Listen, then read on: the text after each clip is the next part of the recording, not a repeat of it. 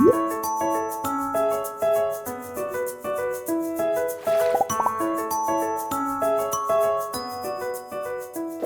my name is Maithili. I'm an international board certified lactation consultant and a family physician. Hi Bella. Hello. Hi, and hello Farias. How are you guys doing? I have a little bit of a situation.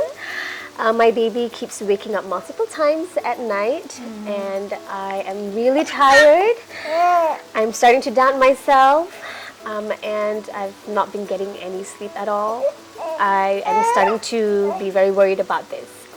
Yes, it sounds like you're quite frustrated about how all of this is going. Farias is 4 months right now? Yes, and you're breastfeeding as well, aren't you? So it is very common for babies at 4 months or even younger babies to wake up very frequently at night. In fact, their sleep cycles last about 30 to 45 minutes, while the adults' sleep cycles tend to last from 45 to an hour sometimes. So there is a bit of a mismatch here. Okay. We have to remember that babies are still quite adapted to the womb, which means that while they are in the womb, they're constantly being fed via the umbilical cord. But once they're out, they actually have to ask for food, they have to ask for cuddles, they have to ask for drink, and love and care and concern and all of those things. Breast milk is also very easily digested. Okay. So as they, take a feed, it gets digested and they will have to wake up again for the next feed. So it is unfortunately quite normal and common for babies to wake up very frequently at night. I'm so sorry you're tired. There are quite a few positions that you may want to consider when you are feeding your baby at night. One of it could be this laid back breastfeeding position where you're just laying back on some pillows, and that's really comfortable, and when you're comfortable, milk flows abundantly. The other way is side lying. Do you want me to show you how it's done? So basically what you're doing is you're pulling your baby towards you, just like in this position where you're tummy to tummy with your baby, and you're just both lying in the same direction. Furthermore, when you're doing this position, as you're sleeping, the hormone melatonin, your cholecystokinin, la-di-da, all of these hormones start to flow as well, and both you and your baby might get to sleep a little bit more too.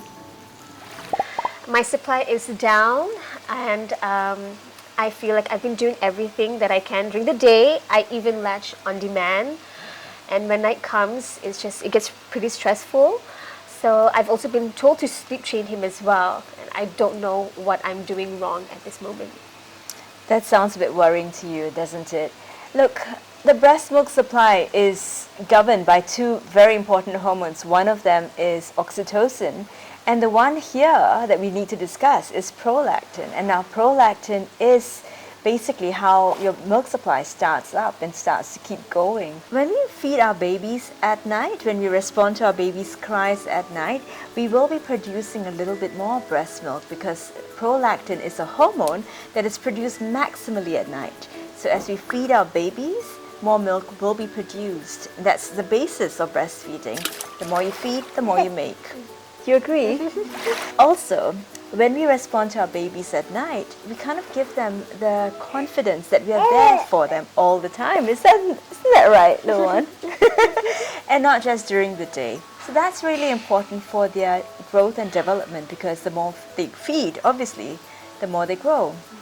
And it's not just milk for growth. We are talking about milk for love, for care, for concern, and all the antibodies as well. So breast milk is not just fuel for their bodies, but it's also food for their soul. I heard that I should not pick my baby up when he cries in the middle of the night. Is that true? Because they say that if you do, you will spoil him. Oh dear, how do you feel about this? I don't think he's very happy about it. No, I don't think so. I feel a bit sad, but at the same time, I really need my sleep as well. So it's such a tricky question. But babies cry for so many more reasons. They cry because they have a need, and the need could be hunger, it could be thirst, it could be boredom, it could be a bit too hot, or they could be a bit too cold, and maybe they're just uncomfortable, and you're not definitely spoiling them in any way. So when you pick your babies up when they cry, you're actually responding to their needs. You're telling them that yes, you're still there, be it day, be it night, you're there for them. And this is really important for co-regulation for your baby's growth and development. When you pick them up and you feed them, that solves a whole lot of issues as well, because that breast milk is there to soothe them. That sweet taste in their mouth does help with a lot of their pain and their worries as well. So I feel that yes, your gut instincts are telling you what to do, and I would certainly think that you might want to follow them through as well. I am really afraid of SIDS, and if I co-sleep with him, I'm afraid that I might suffocate him. So what should I do? Ooh, that's a really valid question. Co-sleeping really just means that you're going to be sleeping in close proximity to your baby. Now, there are 3 ways that you could make this happen. You could have the cot, the baby's cot, in the same room as you. You could have a sidecar, which means that the cot is right by your bed. Or the third option is bed sharing.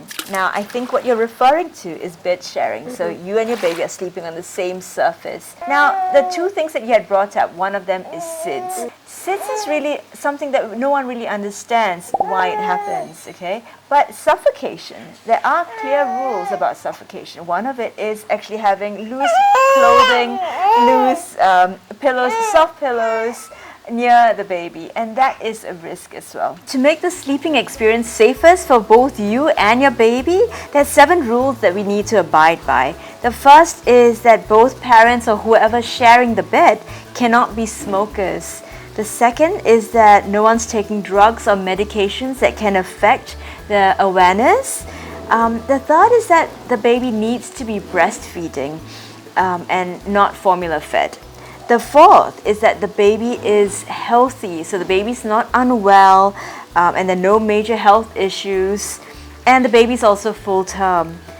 The fifth is that the baby is supposed to be laying on his back and not on the side, and definitely not on the tummy.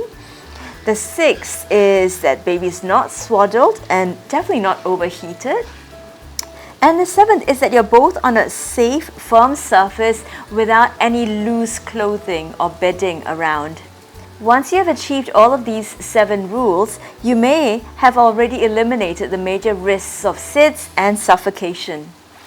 Thank you so much, doctor. I now have a better understanding of sleep and breastfeeding. Yes, absolutely. Happy to have helped. And if you have any further questions, please feel free to contact the BMSG for more assistance.